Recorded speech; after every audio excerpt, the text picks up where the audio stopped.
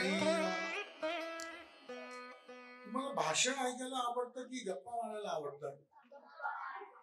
गप्पा ना. म्हणजे समजा एकच माणूस बडा बडा बडा बोलत बसला आणि मग तो म्हणाला की आहा हा काय मस्त गप्पा झाल्या, तर तसं नाही ना. नाही, गप्पा म्हणजे दोघांनी बोललं पाहिजे ना. हा, म्हणजे आपण दोघं बोलू म्हणजे गप्पा होतील. नाही तसं नाही का? अच्छा अच्छा, हा म्हणजे मुलांशी बोललं म्हणजे. हा, मला असं वाटलं की आम्ही दोघं आहोत ना, तर आम्ही दोघंच.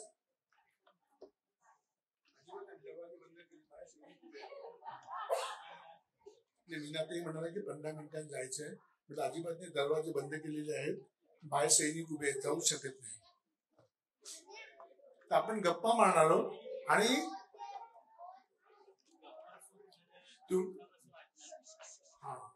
तुमच्या वतीने मी काही प्रश्न आनंद गैसास यांना विचारणार आहे, पण फार वेळ माझी शक्यता नाही. हळूहळू तुम्ही प्रश्न विचारायचे का? फार वेळ मी प्रश्न विचारणार नाही येताना. आणि तुम्ही ऐकलं का आनंदचं? कठीण कठीण प्रश्न विचारा.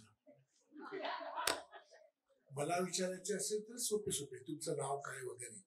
पण विज्ञानातले आणि काय खगोल का काय असतो ना, म्हणजे आकाश कुठे संपतं आणि अंतराळ कुठे सुरू होतं, अशी कठीण प्रश्न. कळलं नक्की? वा, चल आलेच आहे. मी पण तुम्हाला प्रश्न विचारू शकतो ना, म्हणजे हे खूप चांगलं आहे. आणि तुम्हाला माहिती आहे का, जो माणूस प्रश्न विचारतो ना, तो लवकर शिकतो. नक्कीच. हो, पण तो सांगतो मला माहित नाही, तुम्ही सांगा. म्हणजे इनकी जान खतरे में. खरं माहितीये का काय, मी तुला समोरच्या माणसाला विचारतोय तुला माहितीये का म्हणून तू विचारतोयस, माहित नाही म्हणून विचारतोयस. तो म्हणाला माहित नाही म्हणजे मी काहीही बोलायला तयार. नाही नाही नाही, हे कशी नाहीये, कशी नाहीये. मी तुमची ओळख करून देऊ का जरा? चालेल. म्हणजे तुम्हाला कळेल कोण खरं बोलतोय. म्हणजे होमी बाबा विज्ञान संस्थेमध्ये खगोल ऑलिम्पियाड जे भरतं त्याचे प्रमुख ज्येष्ठ वैज्ञानिक आनंद गैसास आहेत. जोरदार टाळ्या लगेच. आणि हे प्रमुख असताना आपल्या भारताला त्यांनी अनेक गोल्ड मेडल, सिल्वर मेडल आणि ब्रॉन्झ मेडल मिळवून दिलेली आहेत. वाईट एवढंच वाटतं की जे गोल्ड मेडल मिळवून देतात त्यांना ते का गोल्ड मेडल देत नाहीत, असा मला एक प्रश्न आहे. पण तुम्ही आता विचारणार नाहीये, आता कार्यक्रमात नाहीये. पण आपण थोडे प्रश्न विचारूया त्यांना. तर मी आधी एक प्रश्न मुलांना विचारू? हो चालतं. काळ्या ढगातून पाऊस पडतो की पांढऱ्या? कोणाकोणाला वाटतं काळ्या? हात वर करा. म्हणजे मोठ्या माणसांनी पण करून चालेल, म्हणजे त्याला माहिती असेल तर. अनेक मोठी माणसांना प्रश्न विचारल्यानंतर काय करतात माहितीये, म्हणजे खूप जण तोंडानेच ऐकतात. आपण सांगतो अहो काय ढगाली, तुला म्हणतो ना कान कान उघडा असं सांगायला लागतं. काय मग ढगात पाणी असतं ना, ढगामध्ये.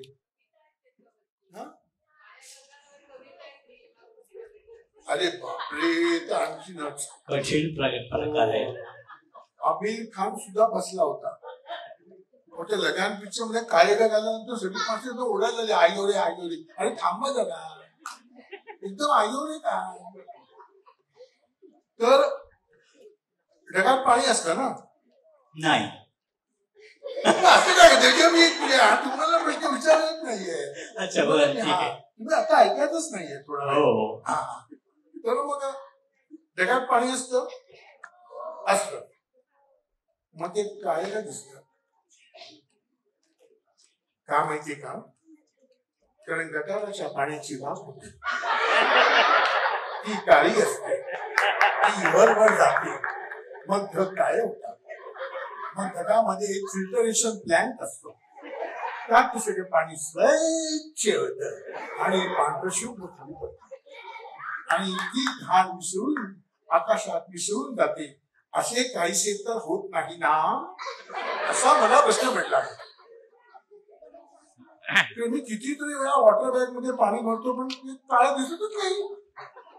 आणि झोप काय गडबड आहे का? असे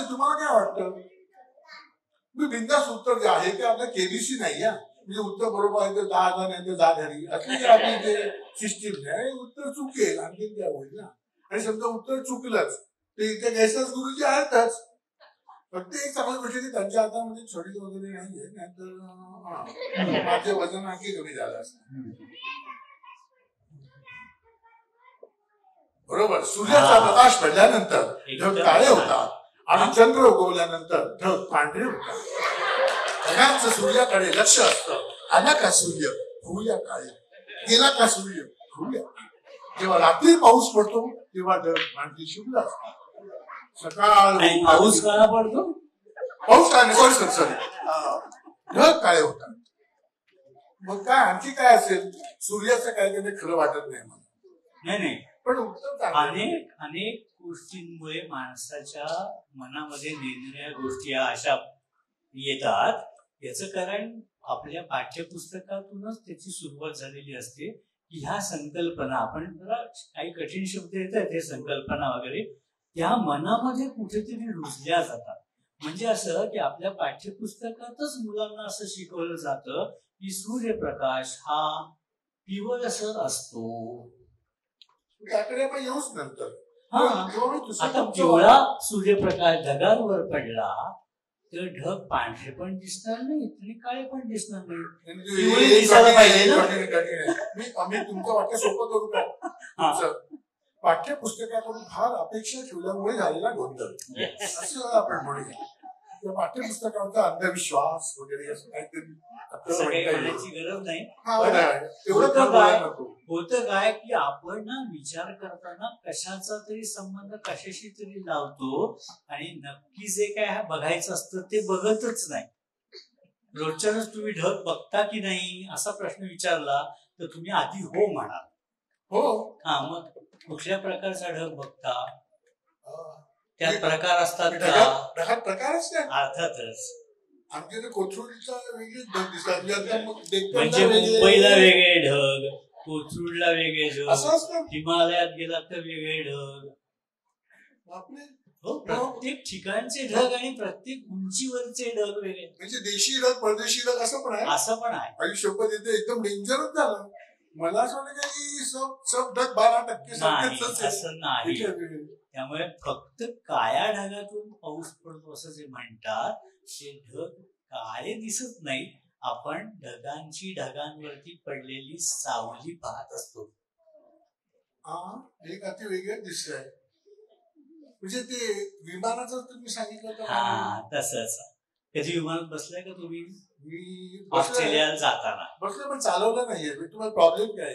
प्रॉब्लेम काय नाही. खिडकीतून बाहेर बघितलं की ढग दिसतात. मी डाव्याकडच्या साईडला बसलो. कुठल्याही ढग. अच्छा. काय उजवीकडून वेगळे दिसतात, डावीकडून काय सांगता येत नाही ना. एकदा विमानात बसला तुम्ही हवेत गेलात. हो. पण पुन्हा पाय टेकल्या जमिनीवर. आणि एकदा माणूस ढगात गेला की काही विचार येतात त्याच्या मनात. पण सगळे ढग विमानातून पाहिले तर फक्त पांढरेच दिसतात. पण मी परदेशात होतो ना, ऑस्ट्रेलियामध्ये होतो. भारतात पण ढग पांढरे असतात. ढग फक्त पांढरे असतात. ऐका नाही सगळ्यांनी. तू हुशार होता. त्याने पाठ्यपुस्तकं वाचली नव्हती. आता ते सिद्ध व्हायला लागलंय सगळ्या या गोष्टी. त्यामुळे आपण बघतो ते ढग कुठून बघतो आणि कसे बघतो याच्यावरती अवलंबून. लक्षात घ्या, आज घरी गेल्यानंतर, आज तुमचे आई वडील नसतील तर तुम्हाला घरी गेल्यानंतर विचारा पाऊस किती ढगातून पडतो काय. प्लीज सांभाळून बोला. आता ते गेसासुराच्या लेक्चरवरून आलो आहे आणि मला नवीन ज्ञान प्राप्त झालेलं आहे की पांढऱ्या ढगातून पडतो. कसे पांढरे ते सांगतो. आधी ढगांचे प्रकार पण असतात तेही सांगतो. दाखवतो तिथे. दाखवूया. फक्त ते दाखवायचं आणि हे चित्र फक्त बघून ठेवा. ह्या चित्राबद्दल नंतर मी बोलणार आहे काहीतरी. हे चित्र कसलं आहे ते माहितीये का तुम्हाला? ते काय वरती लिहिलं तर ना, खगोल ते भूगोल करता नाही का? अच्छा. कधी बोलताना ना मध्ये एक स्वल्पविराम टाकायचा. सर धूमकेतू असं एकत्र म्हणायचं नाही. हे चित्र आहे ना ते धूमकेतूचं आहे कॉमा सर असं म्हणायचं. बोलल्यामुळे तुम्हाला माझ्या शेपटी आहे का बघितली मी ती नाहीये, म्हणजे हे धूमकेतू नाही, हे आता इथं सिद्ध झालं, ते बरं झालं.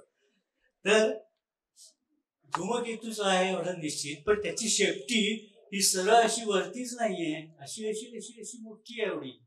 असं का? असा काही मनात विचार आला तर विचार करा. 8वी 9वी 10वी 11वी 12वी अशा 5 वर्षातल्या मुलांसाठी आंतरराष्ट्रीय खगोलशास्त्र ऑलिम्पियाड नावाची परीक्षा असते. आणि 8वीतल्या मुलांना सुद्धा खूप काही येतं त्यातलं शिकवल्यानंतर. अर्थात थोडंसं शिकवायला पाहिजे, कारण लहानपणापासून आपण काही त्यांना सगळं शिकवत नाही खगोलशास्त्रातलं. पण हा प्रश्न होता खगोलशास्त्रातल्या पेपरमध्ये मी तयार केलेला आंतरराष्ट्रीय लेव्हलवर. प्रश्न असा होता, तो सांगतो, उत्तर सांगत नाही, ते आपण शेवटी बघूया पाहिजे. प्रश्न असा होता की हे चित्र जे बघताय ते हाताने काढलेलं नाही, फोटो आहे. सकाळी 3:45 एकाने घेतलेला हा फोटो आहे. न्यूझीलंड मधून घेतलेला आहे, डिसेंबरच्या 12 तारखेला घेतलेला आहे.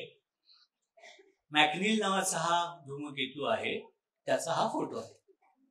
असं लिहून दिलं होतं तिथे. त्या दिवशी तिथे सूर्योदय किती वाजता झाला असा त्याच्या खाली प्रश्न दिलेला आहे. संपला प्रश्न. सर ते काय रंगाचं सांगा ना तुम्ही, सूर्योदय होईल नंतर पांढऱ्या रंगातून त्याचा पाऊस पडतो ते तर सांगा. विचार कसा करायचा आणि का करायचं ते बघा. असंच प्रत्येक ठिकाणी चित्र बघितल्यावरती चित्र 1000 गोष्टी सांगतं की नाही, म्हणून मी चित्रच आणले दाखवायला. ढगांचं चित्रच बघूया ना आपण. नेक्स्ट, फक्त स्पेस बरा दाबा.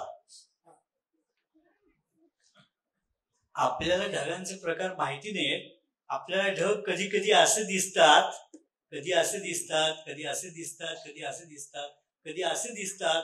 फरांटे, हा जो ढग आहे हा खूप मोठा, याची उंची प्रचंड आहे आणि त्या उंचीमुळे वरून येणारा सूर्यप्रकाश आतमध्ये झिरपत जात नाही.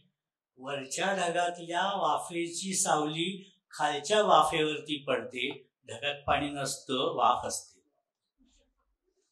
आणि प्रश्न विचारला तर मी नव्हतं म्हटलं पाणी असते म्हणून. त्यामुळे वाफेमधून जेव्हा प्रकाश खालती यायला लागतो तेव्हा तो अडवला जातो. काही प्रमाणात अडवला जातो आणि काही प्रमाणात परावर्तित केला जातो, परत पाठवला जातो. आता मी तुम्हाला दिसतोय की नाही? का दिसतोय?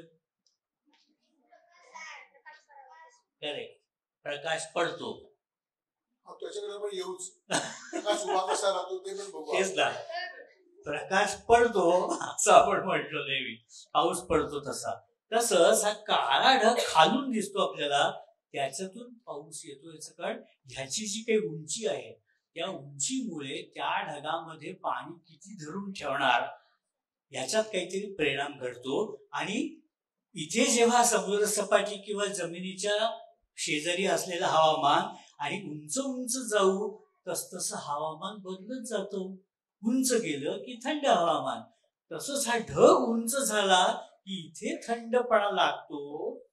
आणि तो थंडपणा लागल्यावरती तिथल्या वाफेचं पाणी होतं आणि त्यातला जो काही वाफेचा कण जो पाण्याचा झालेला असतो तो खाली यायला लागतो. तो आपल्या बरोबर आणखी वाफ गोळा करत करत मोठा होतो आणि मोठे मोठे थेंब खाली पडतात. त्याला आपण पाऊस म्हणतो. त्यामुळे आपल्याला वाटतं की फक्त काळ्या ढगातून पाऊस पडतो. काही ढग ते एवढे उंच असतात. इथे हाईट लिहिलेली आहे, बारीक दिसते की नाही मला माहिती नाही, 40,000 फूट उंची आहे. आपल्याला जेव्हा ढग फुटी होते वगैरे म्हणतात ना, ते अशा मोठ्या ढगातून होतं. 21 किलोमीटरच्या आसपास. हो, इथे दिलेलं आहे किती आहे ते सगळं दिलंय. 7,000 मीटर म्हणजे 7 किलोमीटर उंचीचा हा ढग आहे. हा 9 किलोमीटर 10 किलोमीटर उंचीचा ढग आहे. आपल्यापासून 10 किलोमीटर उंच हवेमध्ये फक्त ढगच आहे अशी स्थिती असते. त्याच्यातून पाऊस आपल्याकडे येतो आणि पडतो. आपण हे कधी गृहीतच धरत नाही. आपल्याला खरं तर ढगाची आत्ता आपल्यापासून किती उंची आहे ते डोळ्यांनी कळत नाही. कळतं का? नाही कळत. आपल्यापासून तो किती उंच आहे पटकन कळत नाही, नुसतं पांढरा दिसतो. पण बघा असे पांढरे पांढरे फराटे असलेले जे ढग असतात ना, ते असे वरती वरती गेले की त्यांच्या ढगामध्ये वाफ वाफ म्हणून शिल्लकच राहत नाही. तिथे त्याचे बारीक बारीक बारीक स्फटिक बनतात. कसले? बर्फाचे. त्याला आपण हिम किंवा बर्फ म्हणतो. त्यामुळे हिमालयात गेलं की होतं काय, ही जी उंची आहे 7 किलोमीटरची, एव्हरेस्ट 8 किलोमीटर आहे, तेव्हा तिथे पाऊस नाही पडत, तिथे बर्फ पडतं. ते कण पडतात, ते पाण्याचे नाही पडत, मग बर्फाचे पडतात. पण कधी कधी हे पाण्याचे बर्फ झालेले कण बारीक बारीक राहत नाही. तो कण खालती यायला लागला की त्याच्याबरोबर आणखी आणखी पाणी गोळा करतो ना, जवळ चिकटतं त्याला पाणी, आणि मग ते चिकटणारं पाणी त्याचे गोळे बनतात. आणि मग आपल्याकडे आपण म्हणतो ना, काय पडलं? गारा पडल्या. गारा चांगल्या मोठ्या मोठ्या असतात, एवढ्या एवढ्या. पण त्यावेळेला होतं काय, इथून येणारा जे काही बर्फाचे कण आहेत ते खालती खालती येतात. कधी कधी ते परत वरती जातात, परत खालती येतात, परत वरती जातात. असं 2-4 वेळेला होतं. आणि मग आता त्यांना अडवायला तेवढी शक्ती नाहीये खालच्या हवेमध्ये, तेव्हा ते पडतात खालती. त्यामुळे गारा कधीही थंडीत पडत नाहीत. उन्हाळ्याच्या आधी, पावसाच्या आधी. पावसाळा आपण म्हणतो ती खरं चूकच आहे. आपल्याकडे उन्हाळ्यात पाऊस पडतो. हे जरा फार होतंय. आम्ही शिकलोय ना पुस्तकामध्ये पावसाळ्यात पाऊस पडतो. बालभारती काम गडबड करते असं वाटायला लागलं. पावसाळ्यात पाऊस पडत नाही. आपल्या ऋतू खरं तर 2च, एक हिवाळा, एक उन्हाळा. उगाच पाठ केला मी ते शिशिर अमुक तमुक काय लहानपणी. एक काय उन्हाळा आणि एक उन्हाळा आणि दुसरा पावसाळा. मग पाऊस पडला की पावसाळा? नाही, उन्हाळ्यात पाऊस पडतो. मग पावसाळ्यात ऊन पडतं. कठीणच झालंय सगळं. पावसाळ्यात ऊन असतंच. सगळ्यात जास्त उष्णता आपल्याला पावसाळ्यात असते. आपल्याला बाहेर पाऊस पडत असला तरी घाम येत असतो. म्हणजे असतो थोडासा उन्हाळा असतोच. त्यावेळेस उन्हाळा जरा काय होतं, कन्फ्युजन होतं आपलं, कशामुळे पाऊस पडतो. आपल्याकडे मान्सून पाऊस हा उन्हाळ्यात पडतो, म्हणून त्याला मौसम या शब्दावरनं मान्सून असा शब्द तयार झालाय. खरं तर मौसमी पाऊस, मोसमीवरनं मान्सून. इंग्रजांनी सगळ्या शब्दांचं वाटोळ केलंय. जसं पुणेचं पुणे केलं, पुन्हा केलं, काहीतरी असं विचित्र करायचं असं त्यांचं. मुंबईचं बॉम्बे करून काही करतात ते. कल काटा, कल काटा. इथल्या जागेचं नाव काय असं त्यांनी विचारल्यावर त्याला वाटलं की हे जे गवत कापलेलं आहे त्याच्याबद्दल तो विचारतोय, म्हणून त्यांनी सांगितलं कलकाटा. काल कापलाय असं त्यांनी सांगितलं. त्याने सांगितलं कलकत्ता. अशी गंमत आहे इंग्रजांची. नशीब ते गवत तेव्हाच कापलेलं नव्हतं, नाही तर आज काटा झाला असतो ते काल काटाचं. ते असो. तर त्यामुळे प्रत्येक वेगवेगळ्या ढगाला आहे बघा, हे सगळे हे जे आहे हे आकाशात असलेले सगळे बर्फाचे कण आहेत. त्यामुळे प्रत्येक ढगाचा प्रकार वेगळा आहे. आता तुम्ही बघा की आपल्याला आत्ता जर का ढग बघितली आकाशात तर काळे कुठेच दिसत नाही. याचं कारण त्यांची उंची वाढतच नाही, थंडी असते ना. त्यामुळे थंडीमध्ये ढग एका विशिष्ट अंतरावरतीच राहतात आणि ते पांढरेच राहतात. त्यांचा थिकनेस, खालून किती उंची, हे कमीच राहतं, त्यामुळे ते पांढरेच दिसतात. पण उन्हाळ्यामध्ये जास्त प्रमाणात वाफ होते, ती ढकलली जाते. ती ढगाच्या, हा ढग यायला खालून दुसरा ढग जर का ढकलायला लागला तर काय होणार, हा ढग वाढत जाणार. आणखी काय वाढवू. असा जेव्हा ढग वाढतो तेव्हा त्याला मग काळसरपणा, सावली, त्याची सावली, म्हणून मग काळोखी येते. असे ढग आकाशात आले की काळोखी येते, सूर्य पण दिसत नाही आपल्याला, आणि अशा वेळेला पाऊस पडायला सुरुवात होते. उंची किती असते खालून ढगांपर्यंत? साधारणतः इथून 1/2 किलोमीटर वगैरे असतं. 1/2 किलोमीटर नॉर्मल. पण जेव्हा रिमझिम पाऊस पडतो तेव्हा ढगांची उंची किती असते? साधारण 1 किलोमीटर. 1 किलोमीटर. आणि मुसळधार पाऊस 2-3 पुढे तेव्हा मुसळधार. आणि ढगफुटीवरती चांगली 7 किलोमीटर, 8 किलोमीटर, 10 किलोमीटर सुद्धा असते. त्यामुळे जेव्हा मुंबईला मोठा पूर आला होता तेव्हा तिथल्या ढगाची 11 किलोमीटर मोजलेली उंची आहे मुंबईच्या ढगफुटीची. त्यामुळे हा असा एवढा मोठा ढग आहे तिचा. आणि एकदा तो पडायला लागला की मात्र तो सगळ्याचा सगळा खलास होतो पडून. सगळ्याचं सगळं पाणी पडतं आणि ते एकाच ठिकाणी पडतं. त्यामुळे मग पूर येतात. असा प्रॉब्लेम आहे. असं पुढचा प्रश्न विचारू काय? चालेल. पाऊस एकदा सुरू झाला की थांबत नसतो. मध्ये म्हटलं धरण बांधूया आणि पुढचा प्रश्न विचारूया. एकदम सोपा प्रश्न विचारूया म्हणजे काय प्रॉब्लेमच म्हणून नाही. सूर्य पूर्वेला उगवतो ना? तुमचं काय म्हणणं उगवतो ना पूर्वेला? जोरात सांगा. नाही, सूर्य उगवतच नाही म्हणजे आणखीन डेंजर गोष्ट आली.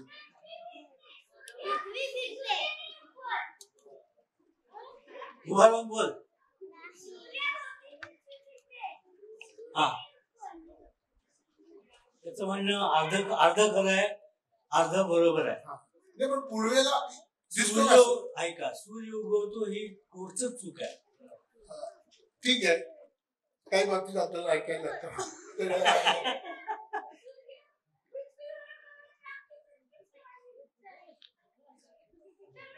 सूर्य उगवत नाही, पृथ्वी फिरते. त्यामुळे आपल्याला सूर्य दिसायला लागतो. पण पूर्वेलाच दिसतो ना. काल पश्चिमेला, उद्या उत्तरेला, मग दक्षिणेला. सूर्याचा काही भरोसाच नाही वगैरे नाही ना, म्हणजे इतर नाही ना. हा, मग आता काय तुमचं म्हणणं? सूर्य पूर्वेलाच ना? नाही, पूर्व दिशाच नाही. नाही. मला बीपीचा त्रास का चालू होत नाही अजून?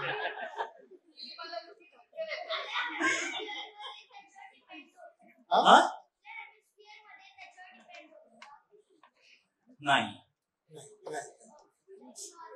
तू इकडे वरती येतोस का जरा? नाही, खरंच ये रे. ये ना, एक मिनिट. हे ह्याच्या बरोबर कोणीतरी 4 जण आणखी या. पटकन या.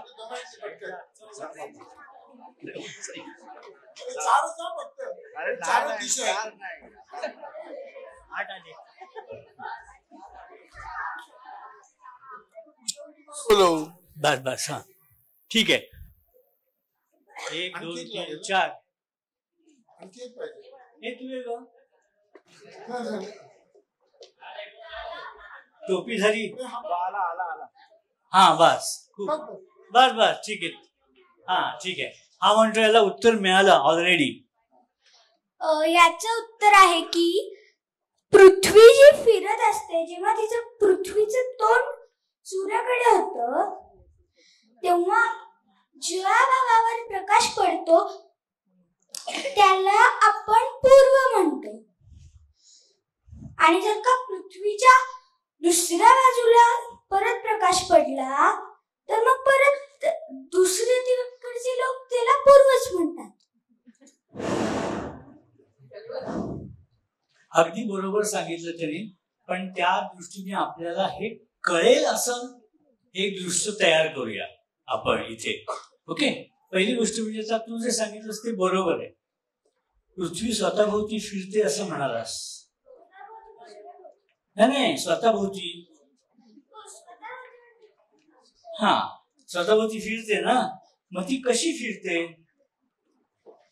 आता तू आहेस असा उभा, तू असा फिरायला लागलास बघा. अशी फिरते का अशी फिरते?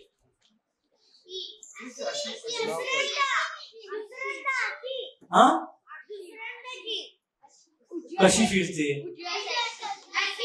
पृथ्वी स्वतःभोवती, आपला डावा हात आहे, हा उजवा हात आहे, डाव्या हाताकडे फिरते की उजव्या हाताकडे फिरते?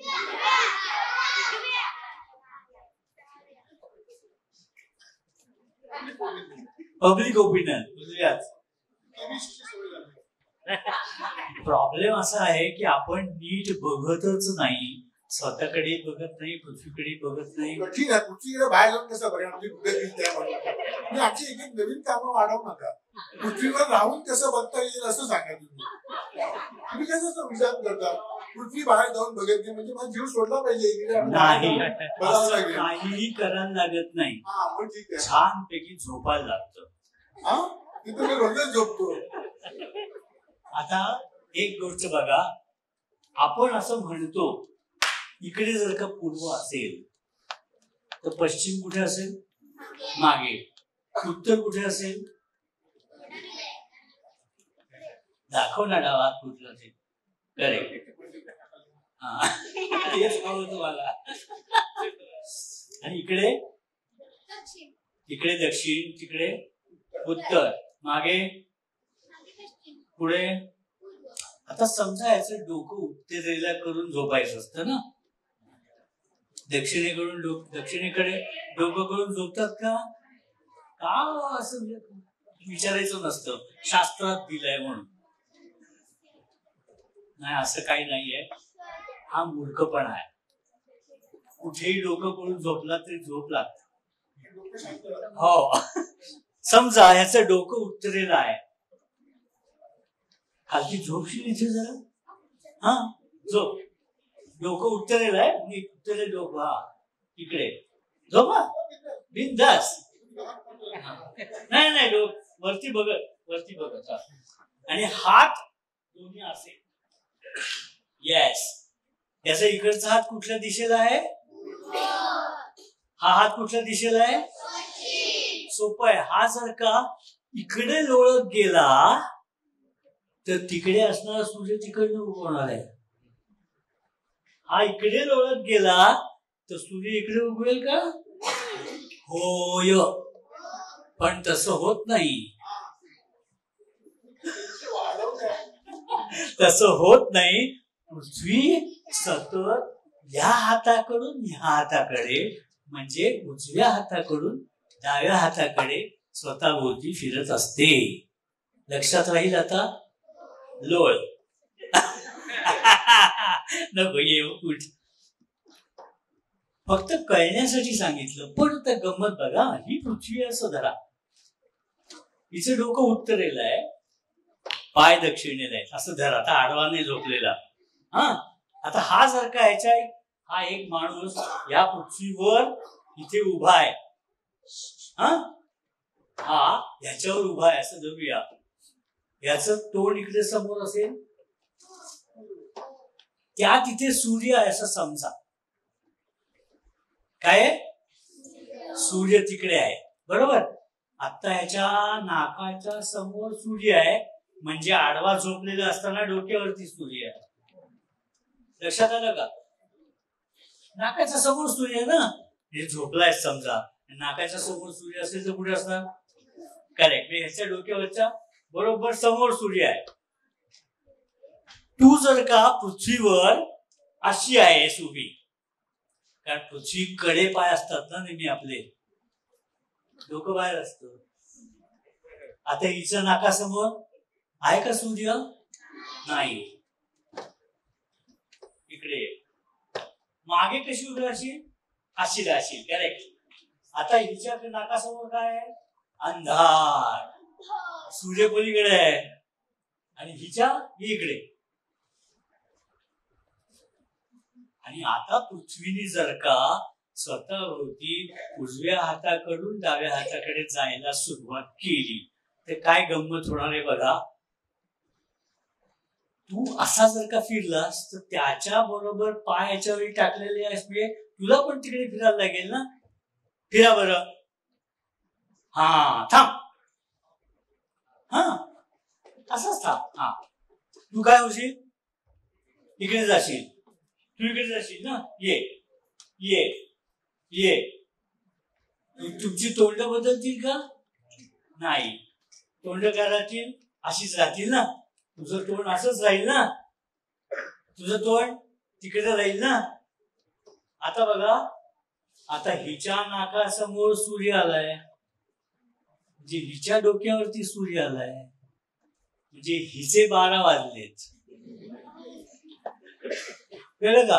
हिचे 12 वाजले, त्याची संध्याकाळ झाली.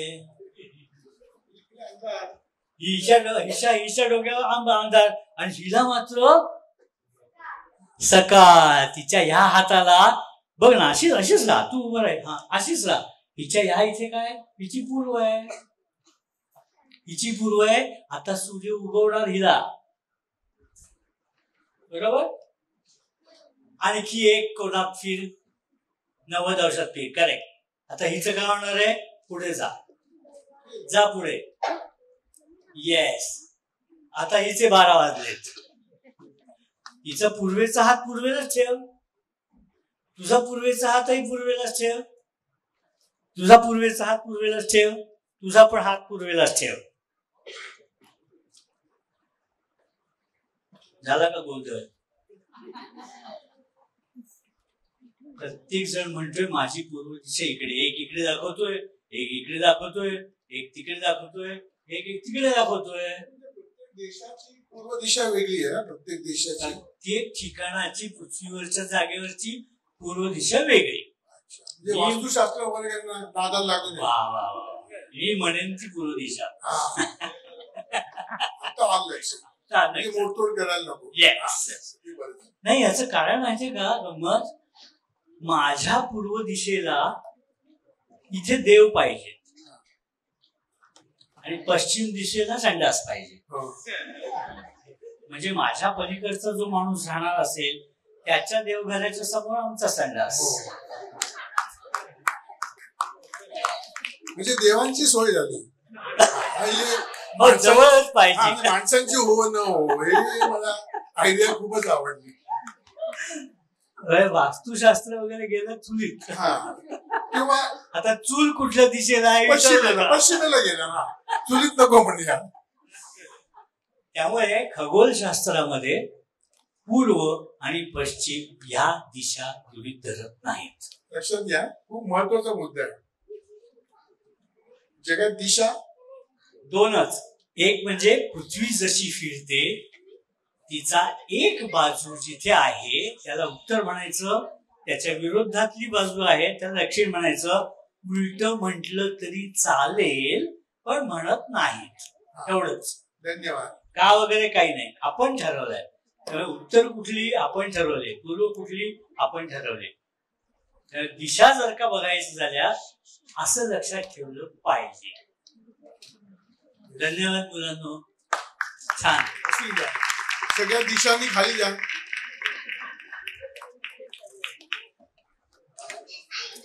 पुढचा छोटासा करेक्ट, अतिशय छान. त्या मुलींबरोबर. म्हणजे दिशा हे एक सायकल असते. गुड, खूप छान. हे पुढचं हे घे रे, नेक्स्ट. शाबास. सूर्याचं नाही, काही नाही, ढगांचंच एक चित्र दाखवतोय. हो, विमानातून मी जात असताना काढलेला फोटो आहे. इथे बघा, मी वरूनच पाहतोय, ढगांवरती वरूनच प्रकाश पडलाय, पण ढगांची सावली त्याच्या खालच्या बाजूला दिसते का? दिसते. ठीक आहे. तुम्ही तर सावलीचा विषय काढला म्हणून एक छोटा प्रश्न तुम्हाला विचारू का? मुलांना कन्फ्युजन होतं, मी काय म्हटलं तर उलटच बोलतात दरवेळी. पूर्व सूर्य उगवतात तर नाही, पूर्व दिशा टेन्शन येतं ना, विचारायचं कसं काय. नाही, मी काही मुद्दाम तुम्हाला विरोध करायचा म्हणून सांगत नाहीये, समज काय जे आहे ते सांगतो. तर पृथ्वी स्वतःभोवती फिरते, मी काही फिरवत नाही. काय म्हणताय? बरं, एक कुठली तरी एक गोष्ट करत नाही, ती फार चांगली गोष्ट आहे. मला वाटतं की मीच फिरवतो. ती जर फिरते तर आपल्याला माहिती पाहिजे फक्त ती कशी फिरते. हे सोपा प्रश्न आधी.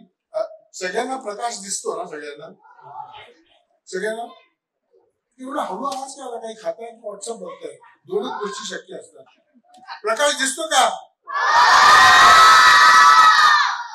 सगळ्यांना प्रकाश दिसतो. आता तुम्हाला माहिती असेल काय सांगतील ते, तुम्हाला दिसत नसणार. मी ऐकलं नाही. तुम्हाला दिसतो प्रकाश? नाही, बघितलं ना. मी जे बोलणार ते तर मी एक सहनशील आहे की ठीक आहे सहृदय आहे म्हणून मी पुन्हा पुन्हा विचार करतो, कारण आपल्याला शिकायचं आहे, करणार काय ना. सोबत नाही दिसत तर नाही. तर प्रकाश नावाचा मित्र दिसतो का तुम्हाला? नशीब नाही तर तोही दिसत नाही, तो कालच गायब झाला असं काय सांगतात नाही. तो दिसतो, असा तो सहसा हरवणारा नाहीये. पण प्रकाश नाही दिसत. नाही. मग हे काय आहे? मग म्हणजे हे काय आहे वगैरे, हे काय आहे ते नीट आपण पाहिजे तर हा प्रकाश दिसत नाहीये. आता मला दिवा दिसतोय. हा तो दिवाचा आहे. एक दिवा वरचा आहे तो पिवळा आहे, आणि खालचा आहे तो जरा निळसर आहे. तो चौकोनी आहे, वरचा गोल आहे. प्रकाश नाहीये. नाही, दिवा आहे. सगळ्यांना दिसतोय ना प्रकाश? या सगळ्यांना दिसतोय.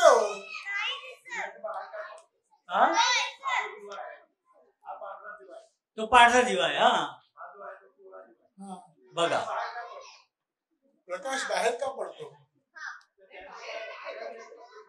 बाहेर जे काही पडतंय ते आपण अंदाजाने सांगतोय. बघा, तुम्ही माझ्याकडे बघताय ना आता? काय माणूस विचित्र आहे म्हणून बघताय. पण तुम्हाला माझा चेहरा दिसतोय, मी तुमच्याकडे बघतोय, मला पण तुमचा चेहरा दिसतोय. पण माझा चेहरा ते तुमचा चेहरा, किंवा तुमचा चेहरा ते माझा चेहरा, अख्खाच्या अख्खा चेहरा असा इकडनं तिकडे जाता दिसतोय तुम्हाला? नाही हो, तेवढी सिद्धी प्राप्त नाही आम्हाला. नाही तर तुम्हाला कुठच्या कुठे घेऊन गेलो असतो मी. म्हणजे आपल्या दोघांच्या मध्ये आहे असं आपण अंदाज करतोय, पण प्रत्यक्ष काही दिसतंय का?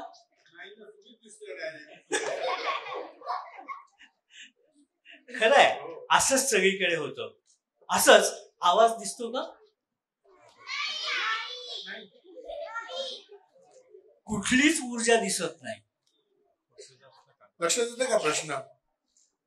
कुठलीच ऊर्जा म्हणजे कुठलीच एनर्जी दिसत नाही आपल्याला. कुठलीही एनर्जी आपल्याला दिसत नाही. लोह चुंबक, जे काही चुंबक असतो ना, लोह चुंबकत्व म्हणतो आपण.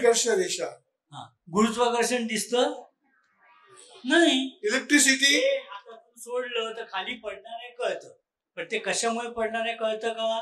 नाही. ते दिसतं का? नाही. चेंडू खाली पडताना दिसतो, माणूस धाडकन खाली पडताना दिसतो. पाडू नका. नाही, पाडत नाहीये. पण गुरुत्वाकर्षण दिसत नाही, चुंबकत्व दिसत नाही, तसंच इलेक्ट्रिसिटी पण दिसत नाही. आपण इकडनं बटन दाबलं की तिकडे दिवा पेटतो, पण त्या वायर मधनं चालले ती बघा असं होतं का विजेचं? आणि हात आला ते कळते वायरला वगैरे, ते थरथर कळते. गंमत अशी आहे, ते काय ते कळत नाही, त्यांनी झालेले परिणाम कळतात. ओके. कुणाची इच्छा असेल तर मागे सोय केलेली आहे, 2 वायर ठेवले सुद्धा. आमचा विश्वास नाही तर ते पटकन हात लावायचा, ढांग लगेच हॉस्पिटलची व्यवस्था, ऍम्ब्युलन्स वगैरे सगळी सोय आहे. पण ते का दिसत का नाही? म्हणजे याचं कारण प्रकाश दिसतो असं आपल्याला वाटतं, पण प्रकाश दिसत नाही. प्रकाशामुळे, प्रकाश ही एक ऊर्जा आहे, ती लाटांसारखी पुढे पुढे पुढे पुढे जात असते. ती आपल्या डोळ्यात शिरते. आपल्या डोळ्यामध्ये एक भिंग आहे, त्या भिंगातून ते आत गेला प्रकाश की तो किती प्रमाणात जातोय, त्याचा रंग कुठला आहे. रंग म्हणजे काय? ऍक्च्युअली रंग नाही, आपण त्याला लाल म्हणतो, म्हणजे एक विशिष्ट तरंग लांबी आहे. तरंग लांबी म्हणजे लाट आहे, त्या लाटेचा आकार किती आहे? मोठा. एक वरती, एक खालती, आणि परत जागेवर, एवढं सगळं असं झालं, त्याला एक लाट म्हणायची. ती अशी लाट आहे का? अशी लाट आहे. त्या अशा लाटेंवर ती किती लांब आहे? लांब असेल तर लाल रंग, एकदम बारीक असेल निळा रंग. ओके. त्याला प्रकाश म्हणायचं. आणि तो प्रकाश आपल्याला डोळ्यामध्ये गेल्यानंतर आपल्या डोळ्यात मागे पडदा म्हणतात त्याला आपण. ओके. रेटायना वगैरे म्हणतात त्याला. त्यात काय असतं तर त्याच्यात बारीक बारीक छोट्या छोट्या पेशी असतात. त्या पेशींमध्ये काहीतरी द्रव्य असतं, रसायनशास्त्र आलं त्याच्यात. त्या रसायनावरती परिणाम होतो प्रकाशाचा. काय होतं त्याच्यात? रोडॉप्सिन नावाचं एक द्रव्य असतं. काय म्हणतात त्याला? रोडॉप्सिन. ऑप्सिन नावाचं एक प्रथिन असतं, प्रोटीन. आणि त्यातला RH आहे ना, रोडॉप मधला रो जो आहे म्हणजे ए व्हिटॅमिन, जीवनसत्व. त्यात गंमत काय माहिती का? एक मिनिट आहे, मला हातात धरताना पंचायत होती. असू दे ना, होल्डर मिळाला. तर होतं काय, प्रकाश पडला, ऑप्सिन असा आपल्या मुठीसारखं असतं आणि ए व्हिटॅमिन असतं ना, ते आपल्या हातासारखं असतं, पण त्याला असे 1 2 3 4 असं नाही, 7 बोटं आहेत असं समजा. किती? 7 बोटं. त्यातलं कुठलं तरी एक याला जोडलेलं असतं, असं असं असं कुठं तरी जोडलेलं असतं. याच्यावरती प्रकाश पडल्यावरती हे असं पिळलं जातं. काय होतं? हे इथे पिळलं जातं, मागे जातं. पण ते मागे गेलं की तो पीळ परत सुटतो, परत जागेवरती येतं. ते जेवढ्या भराभर होतं, कारण समोर येणाऱ्या लाटा आहेत, लाट आपटली की मागे परत पुढे, असं असं ते व्हायला लागलं.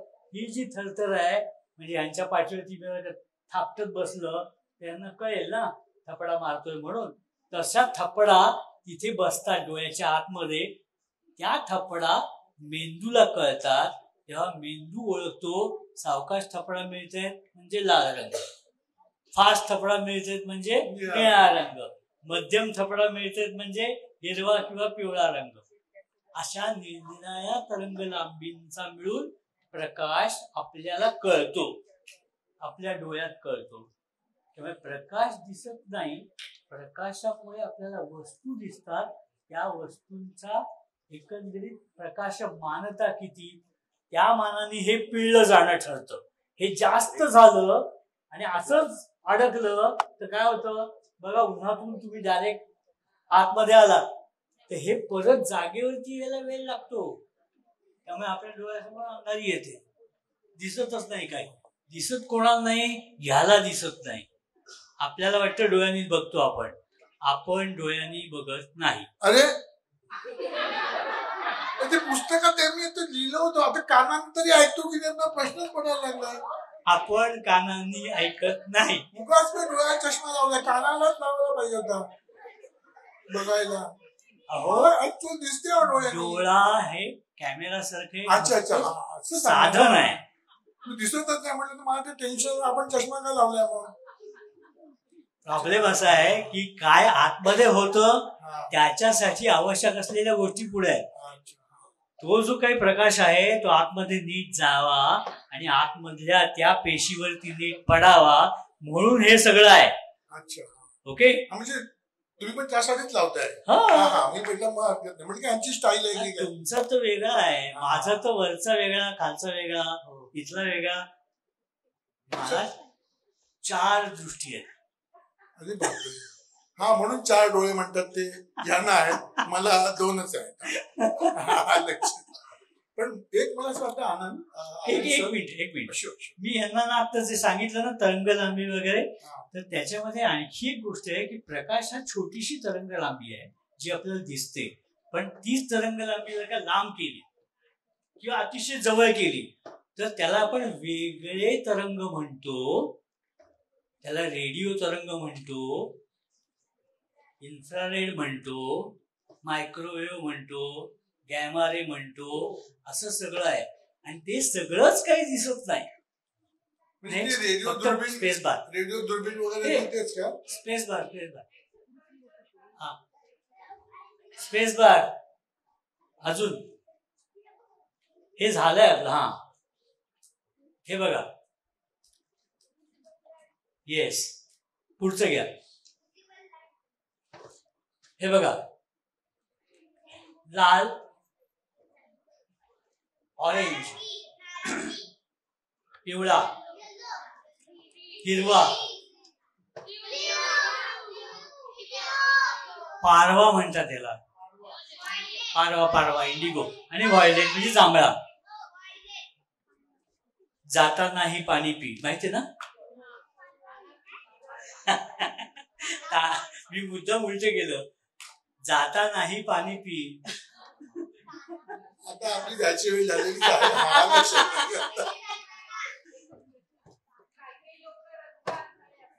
हो, म्हणजे काय असतं, कुठल्या तरी ह्यातल्या ज्या काही तरंग लांबी आहेत त्या त्यांना दिसत नाहीत. म्हणजे ह्या तरंग लांबीनी आत काहीतरी हलतं, पण ह्या तरंग लांबीनी हलत नाही, त्यामुळे ते दिसत नाही. Okay, next. हे बघा, आपल्याला जनरली सगळ्यांना जांभळा रंग एवढ्याच प्रमाणात दिसतो. जांभळा रंग दिसायचं प्रमाण एवढं कमी आहे. निळा रंग आपल्याला सगळ्यात जास्त रंग कुठला दिसतो? आपली सेन्सिटिव्हिटी ह्या तरंग लांबीला जास्त आहे. प्रश्न विचार. हा हा, सूर्याचा रंग पांढरा शुभ्र आहे. मला वाटतं आपण पुढचं स्लाइड घेऊया. हे बघा, इथपासून इथपर्यंत दाखवलंय की आपली पियानो आहे ना, 3.5 सप्तकाचा पियानो घेतला तर आपल्याला जे काही दिसतं प्रकाश म्हणून ते फक्त ह्या लाल रंगाची एक एवढीच जागा आहे, ज्याला 700 पासून 400 पर्यंत एंगस्ट्रॉम मध्ये तरंग लांबी म्हणतात. एंगस्ट्रॉम म्हणजे नॅनो. ओके, नॅनो म्हणजे किती? तर 1 mm चा 1000 भागिले 1000, 1 लाखावा भाग एवढ्या त्याचे 700 म्हणजे लाल रंग, त्यातले 400 म्हणजे निळा रंग. सगळं अख्खं जे काही दिसणं आहे ते एवढ्यात आहे. त्याच्यानंतर इकडे अल्ट्राव्हायोलेट आहे, इकडे इन्फ्रारेड आहे, मग मायक्रोवेव्ह आहे, मग रेडिओ वेव्ह आहे, ह्या इकडे एक्सरे आहेत आणि गॅमा रे आहे. ह्या सगळ्यालाच प्रकाश असं म्हणायला पाहिजे आणि ह्यातलं काहीच दिसत नाही. आपण शेवटचं जे घेऊया. मला असं वाटतं की जर प्रकाश दिसत असता तर सूर्य आणि पृथ्वी याच्यामध्ये पण प्रकाश दिसला असता. सतत अंतराळात काळोख आहे, म्हणजे तो हा, आपल्याला चंद्र दिसतो, पण चंद्रापासून आपल्यापर्यंत मध्ये प्रकाश दिसतो का? अंतराळामध्ये काळोखच आहे, म्हणजे म्हणून धुलीकण नसल्यामुळे. पण गंमत अशी आहे की हा जो काही इथे प्रकाश आहे तयार होणारा, तो आपल्यापर्यंत येताना वाटेत हवा आहे ना, त्या हवेचा प्रत्येक कण, त्याच्याबरोबर असलेले धुळीचे कण, ते सुद्धा प्रकाशित होतात आणि ते प्रकाशित झाले की ते पण प्रकाशाचं उत्सर्जन करतात, तेही आपल्याला दिसतात. आणि म्हणून हा असा आपण दिव्याकडे पाहतो त्या आसपास पण अशा फोकस पडलेले दिसतो की नाही, त्या आसपासचे कण दिसत असतात आपल्याला. आपल्याला दिवसा रोज सूर्यप्रकाश म्हणून जे काही दिसतं ते बाहेर वातावरण किंवा हवा दिसत असते, सूर्यप्रकाश दिसत नसतो. हवेमुळे आपल्याला आकाशातले तारे कुठे दिसतात? ते हवा दिसते म्हणून पलीकडचं दिसत नाही. पण हवा जर रात्री काय हवा गेली काढून टाकली असं काय आपण करत नाही, हवा असतेच ना, पण मग तारे दिसतात त्यावेळेला सूर्याचा प्रखर प्रकाश तिथे पडत नसतो, तिथून परावर्तित होऊन आपल्या डोळ्यात जात नसतो, म्हणून आपल्याला काळोख दिसतो. आणि काळोख दिसत नाही बरं का, काळोख असतोच. हो, प्रकाश फार वाढत चाललेलं आहे. म्हणजे माझ्या डोक्यात प्रकाश पडला असं वाटेपर्यंत आता काळोख पडला की काय अशी शंका यायला लागली. काळोख दिसत नाही. हो, कसं काय काळोख दिसेल? जर का तिथे प्रकाश नाही म्हणजे आतमध्ये काही होत नाही हालचाल, म्हणजे दिसत नाही, म्हणून काळोख. त्याला आपण काळोख म्हणतो, म्हणजे जे दिसत नाही त्याला आपण काळोख म्हणतो, पण तो दिसत नाही. कठीणच होतं. कठीण नाही. हो, असं आहे की एक गोष्ट बघा, आपण जे दिसत नाही त्याला एकदा काळोख म्हटल्यानंतर तो दिसतो असं कसं म्हणा? हा, म्हणजे मला असं वाटतं की म्हणून ते काळ्या रंगाचे दिवे मिळत नाहीत. करेक्ट. हा, तर मग काळ्या रंगाचे दिवे लावा म्हणजे काळोख होईल असे लोकांनी आणखी दिवे लावले असते, पण ते बहुधा मिळत नाही. मला वाटतं आपण थांबूया. बऱ्यापैकी प्रकाश पडला असावा, माझ्या तर डोक्यात चांगलाच प्रकाश पडलाय एकदम. आता वेळ आपली होऊन गेली. एक फक्त पुढचं एक छोटीशी स्लाइड दाखवतो आणि मग पुढे जाऊया. तिकडनं खून करायच्या आता आपण थांबूया. तिकडनं अर्चना खून करेल अशी मला एक भीती वाटते. एक मिनिट, आपल्या डोळ्यामध्ये जे काय असतं ना ते इथे दाखवलंय बघा, ऑप्सिन आणि ते इथला मॉलिक्यूल रेणू, आणि ते कसे एकमेकांभोवती गोल फिरलेले आहेत. लाईट एनर्जी याच्यावर पडली की ते असे ट्विस्ट होतात परत येतात, ट्विस्ट होतात परत येतात, असं होतं. ओके. आणि आणखी एक नेक्स्ट, आणि हे जे आहे याच्यामध्ये हे इथे जे दाखवलंय ना हेच इथे छोटं आणि मोठं असं पिरॅमिड सारखं असतं. याला आपण कोन म्हणतो आणि त्याला आपण रॉड म्हणतो. याच्यामध्ये आपल्याला प्रकाशाची तीव्रता कळते, याच्यामध्ये आपल्याला प्रकाशाचा रंग कळतो. हे आपल्या डोळ्यात असतं. शंकू म्हणतो आपण ते तसं आहे. कोन सेल म्हणतो त्याला, सेल आणि रॉड सेल आणि कोन सेल. म्हणतो आपण थांबूया. तुम्हाला काही प्रश्न असले तर गैसासह थोडा वेळ बाहेर थांबणार आहेत. तुम्ही त्या त्रास देऊ प्रश्न विचारू शकता. सॉरी नाही, तुम्ही मला प्रश्न विचारू शकता. कोणीही प्रश्न विचारला तर मला अतिशय आनंद होतो, त्रास होत नाही. आणि एक छोटीशी गोष्ट सांगायची, तिथे बाहेर पुस्तकं ठेवलेली आहेत. मनोविकास प्रकाशन यांनी माझी जवळजवळ 40 पुस्तकं छापलेली आहेत. त्यातली बरीचशी खगोलशास्त्राची विज्ञानाचीच आणि विज्ञानाचीच आहेत. शास्त्रज्ञ वाहता खूपच छान. ते तुम्ही घरच्या घरी प्रयोग करू शकाल असे त्याच्यामध्ये प्रयोग आहेत. त्यामध्ये मुद्दामून तुम्ही बाहेर ती पुस्तकं बघा नक्कीच. धन्यवाद. थांबूया. इथे काही प्रश्न घेऊया.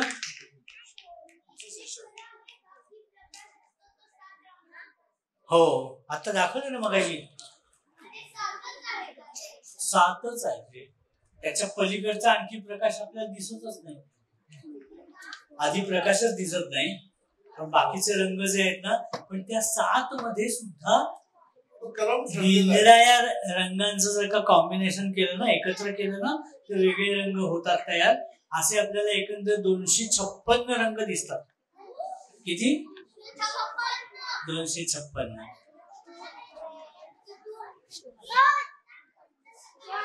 हा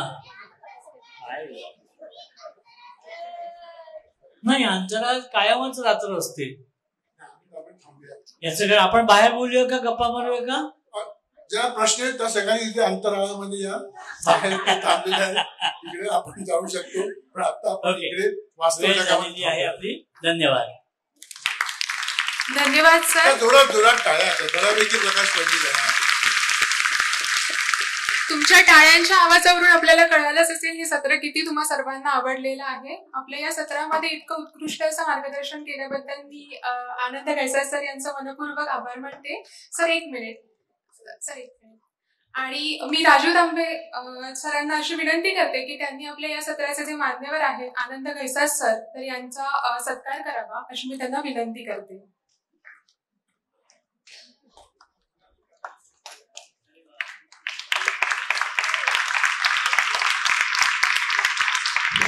हे मुलांनी काढलेलं चित्र मी खरं देताना मला भीती वाटते, कारण आनंद गैसाळ पण चित्रकार आहेत, गोल्ड मेडलिस्ट आहेत.